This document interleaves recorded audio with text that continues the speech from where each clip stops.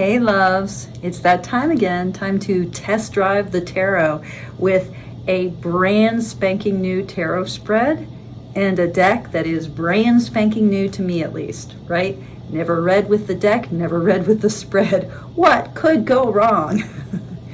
And tonight I'm sitting in a lovely hospital conference room. As long as this demon box doesn't disturb us, I'm all yours, I'm all here for the tarot. And I am here with, brand new to me, Carrie Snook's really just sweet and beautiful Metanoia Marseille. This is, Carrie Snook is a designer artist in Seattle. I love her aesthetic. I love the palette of her decks, and she actually sent me an extra special little gift with this deck, an oracle deck, which I will talk about in a future video. I love this palette, and I have to say, I haven't read with this yet, but I have shuffled it. This deck shuffles like a dream. The cardstock, look at that gorgeous, I've never seen this color edging. Shuffles like a dream, beautiful production, beautiful format. Like it's slightly, I want to say it's slightly narrower than a standard tarot deck, but I could be wrong.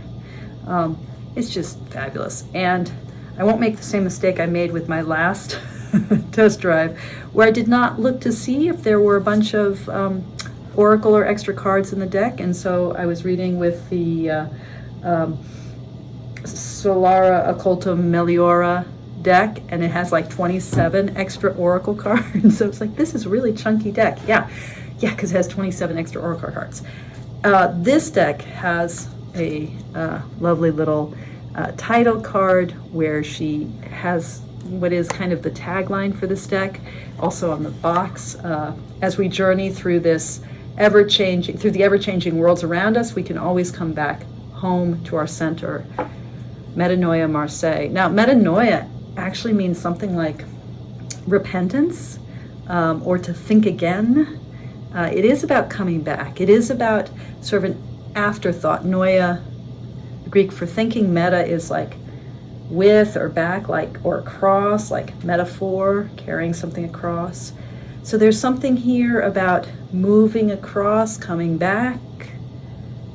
Maybe the changing in like spiritual terms, metanoia is like the way we have a change of heart through conversion. So this is a deck that seems like it might have a kind of potential, kind of intention of transformation. And here are the extra cards. So she has extra cards that go through each of the suits, wands, giving meanings 1 through 10. Right. Very simple keywords. I think this might be helpful for someone getting used to the Marseille, someone thinking about numerology and how it plays out in any deck. And then we've got the majors and sort of keywords for the major arcana. And then numerology, sort of basic numerology associations. And then these two very sweet extra cards. Time. The time is now. It takes time. And I'm going to put these in the deck and shuffle again. So, the Metanoia Tarot, the Metanoia Marseille, and my brand new Emperor spread. Now, I am going through the whole major arcana, but I'm not going through it necessarily in order. I was thinking about, I've done a Magician spread, I've done a High Priestess spread. I was thinking about the Empress, and I'm not ready to do an Empress spread. It's just not there yet. But the Emperor, I need to think about the Emperor. So the Emperor spread, and I'm calling this spread the Imperial spread, based on the Emperor, and a spread that I'm intending to help us think about the ways that we are already living within structures that we've created, and how that structuring of our life, the world we've constructed, the stability around us, how that might be accenting our strengths or emphasizing our weaknesses or our vulnerabilities, and how to better stabilize ourselves in the world. That's kind of vague. I am realizing that I really want to have an emperor spread, but I don't exactly know what to use it for. So in this episode of Test Drive the Tarot, one of the things you'll see me doing in real time is figuring out what good is an emperor spread. My imperial spread, what good is it? Now, I really want to know the answer to that question because the Emperor is a card that is incredibly important to me. It's my soul card, using that rubric that Mary Greer made popularized so many years ago. And it's my hub card in my Wheel of Life spread this year. And man, fuck it, I am an Emperor. You know, I'm always kind of building worlds and kind of creating stability and making things kind of solid. I'm not, in some ways I'm very spontaneous in that I have an improvisational energy, but you know, I just keep like making things, and then I'll have an impulse to do something, then suddenly I've committed myself, to, I don't know, like a new graduate program, for instance, So I'm continually building firm, stable structures, which isn't a bad thing necessarily, but it can be a little bit exhausting and it's limiting, particularly if one is committed to growth and transformation and change.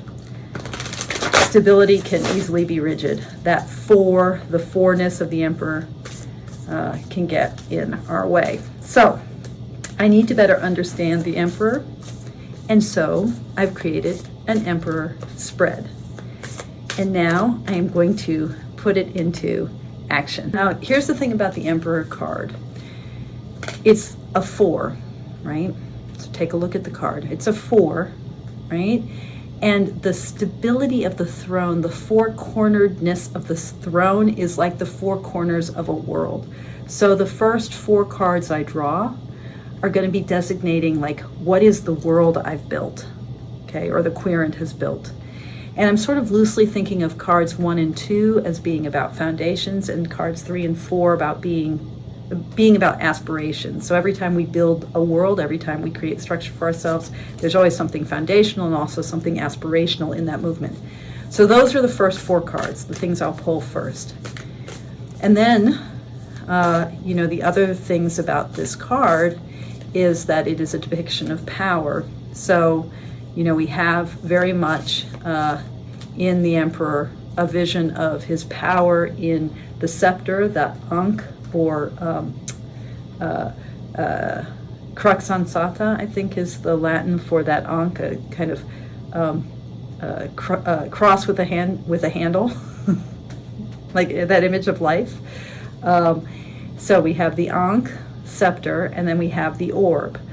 But if you look at a Marseille depiction of the Emperor, and the Marseille has him not face forward, and it doesn't emphasize his fourness in terms of the 4 corners of the throne. Instead, it has him seated sideways, and there's a kind of Arabic numeral 4 in his legs, and he has just a scepter which itself holds both a cross and an orb.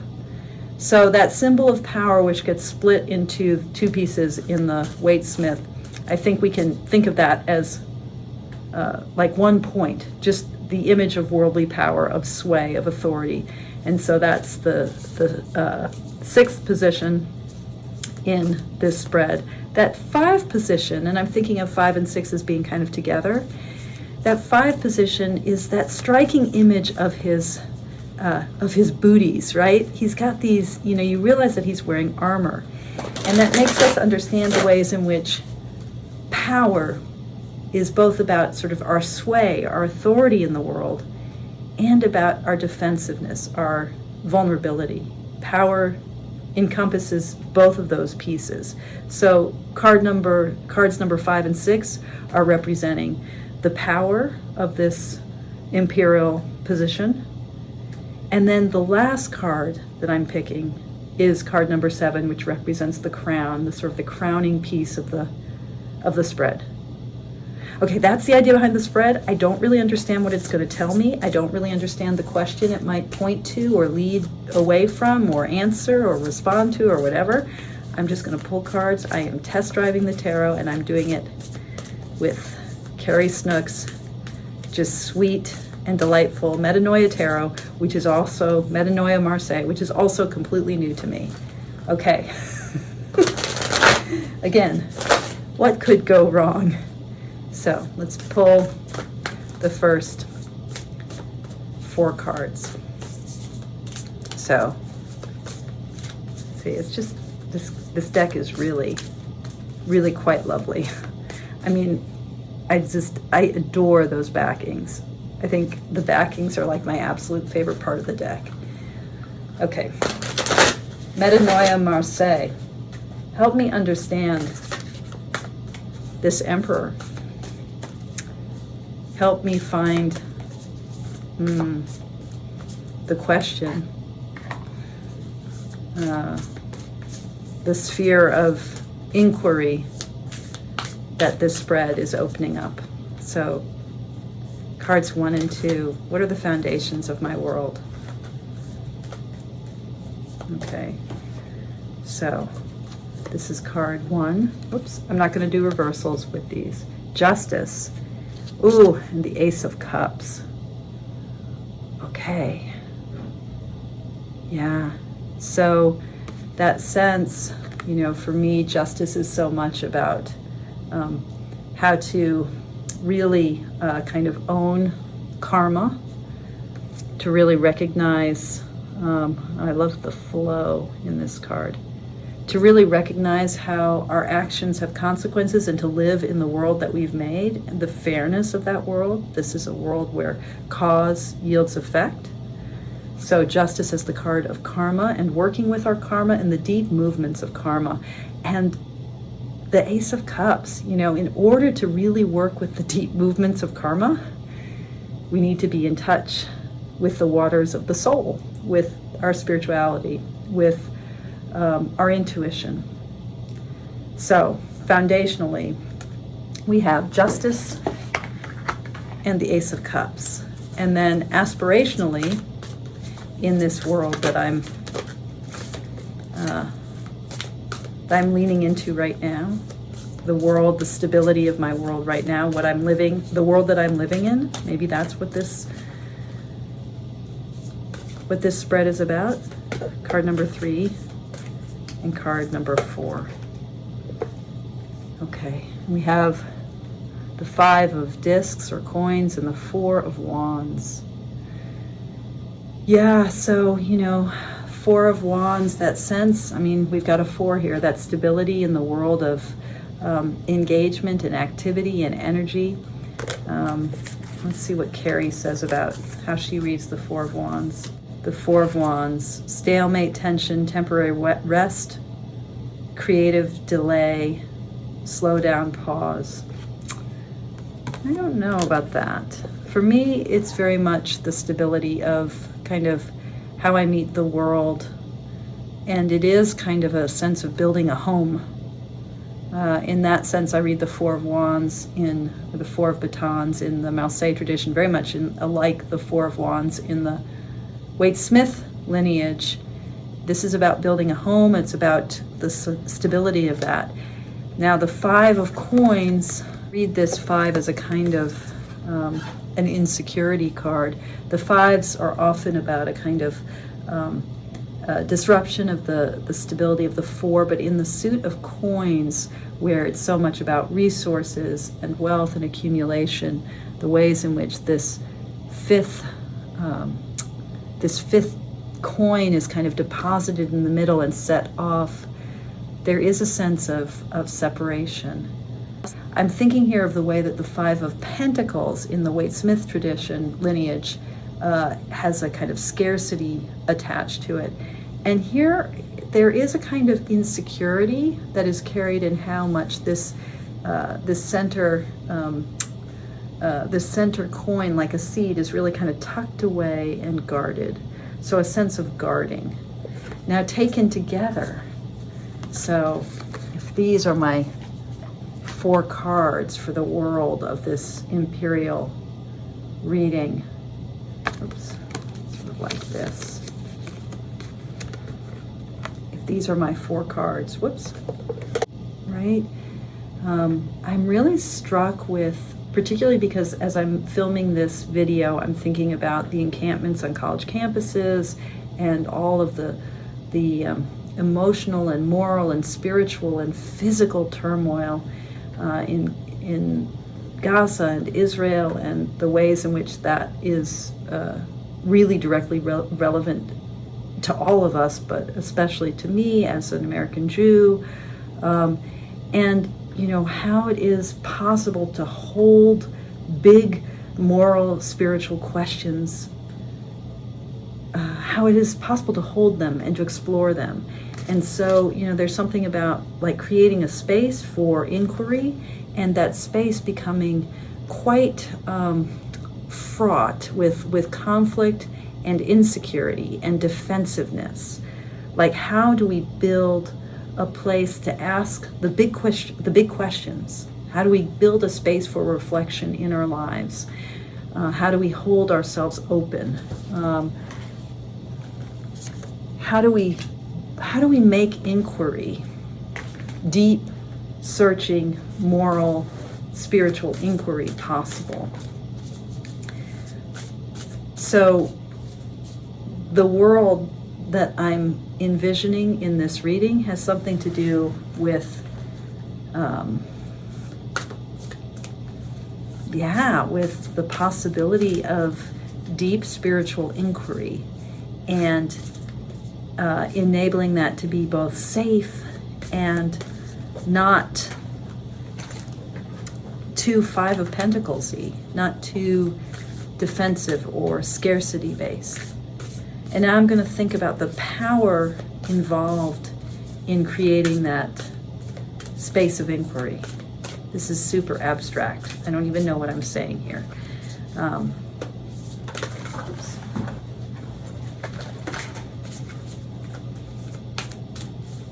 Okay, so the 2 cards that I want to draw for the question of power. Ooh. The 4 of Pentacles, or coins.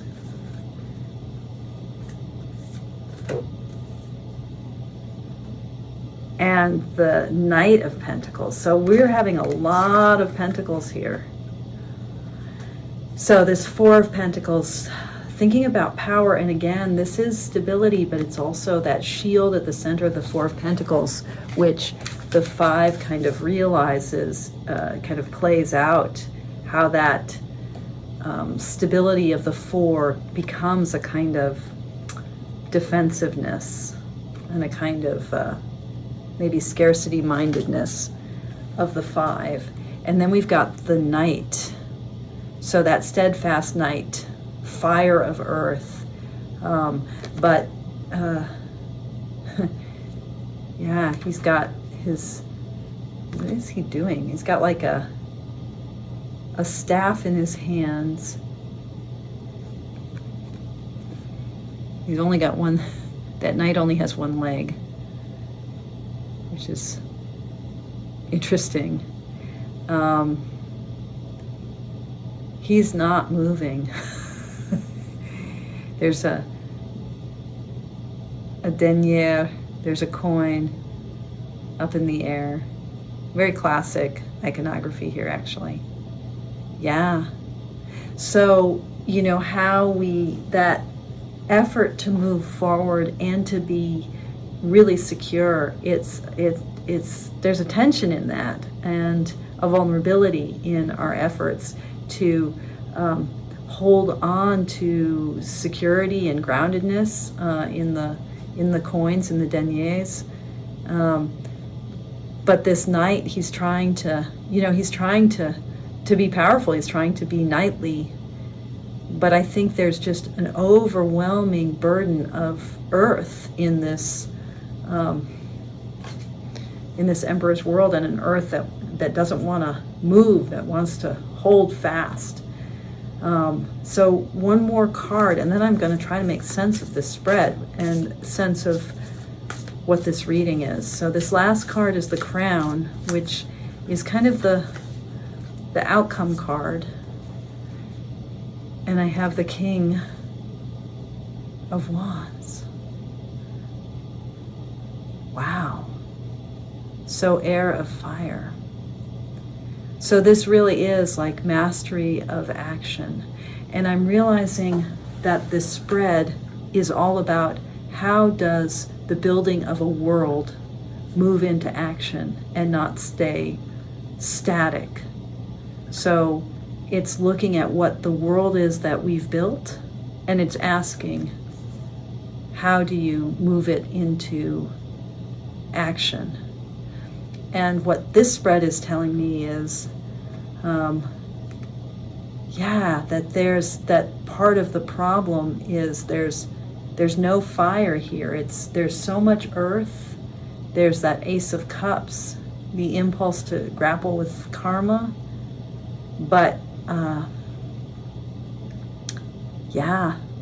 there's a desire for action in this spread. But I'm not sure that, I'm just looking at these cards. I think it's, with this vulnerability of the Knight, the Cavalier de Denier. I think it's like, you've got to find a way to find the fire in the midst of all of this need to protect and to defend and to create a space. That the impulse to create a space. Oh, that's such a beautiful shield. This impulse to create a space for to create this world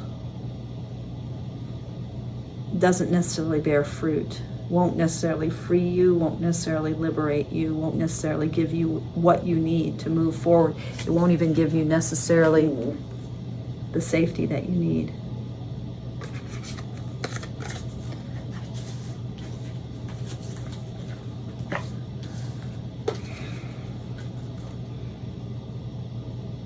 This is the goal, the King of Wands. But there's so much protectiveness in this suit. A desire for the center space. A desire for community, but safety as well. And I think that that's the problem that this Emperor is facing, is that the desire for community is getting in the way of action. There's so much natural protectiveness built in. Okay. This is very slippery. I'm gonna look back at this video and see if it makes sense.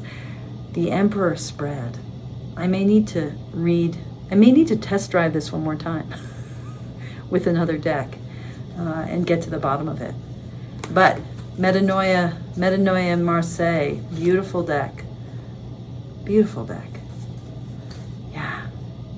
Thank you all so much for being with me tonight. Thank you for your practice. Toodles.